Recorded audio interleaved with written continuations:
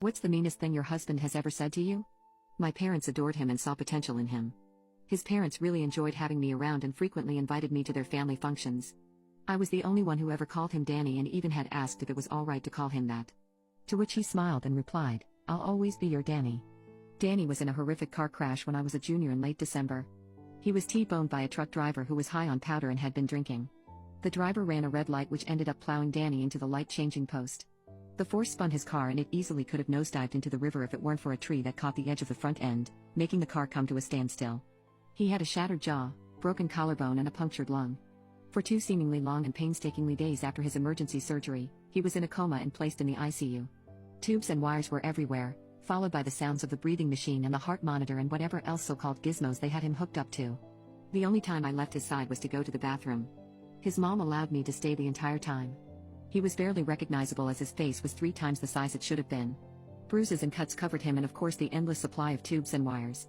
I was never happier when he finally opened his eyes and looked at me, tried to smile, followed by a squeeze of my hand. My Danny had made it back to us and he was going to be all right. After his long recovery, one day he got it in his head that he really wanted to serve the country. He had romanticized the idea of being a hero and that we would be able to afford college, since his family wasn't very well off.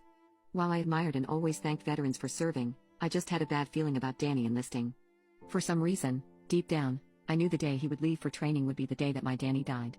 Not wanting to be selfish, I communicated where I stood with the whole idea and how I had a bad feeling about it. But if this was something he felt that he needed to do, then I'd support him 110% and would be right here waiting for him to come home to me.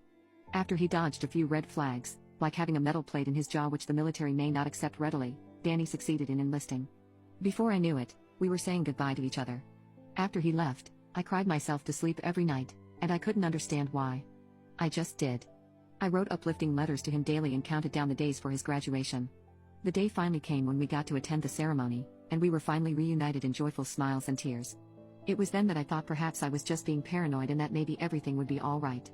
At least I desperately wanted it to be. Yet I had this nagging feeling that he was somehow different. I couldn't put my finger on it and shrugged it off. A few days after he came home after graduating from advanced individual training, I was overjoyed in having him home.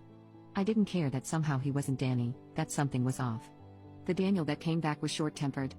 He seemed angry at the world and was no longer organized. His car was constantly full of garbage. His room was a disaster. For the first time, we actually got into heated arguments versus calmly talking things out and trusting the other would be heard and have a turn. Another red flag I had ignored was my dog's reaction to him. When he first stepped through the door, my dog had literally bolted from the room, refusing to have anything to do with him. This was a dog that loved to wiggle her butt and push her nose into your calf for attention from visitors. As time passed by, it became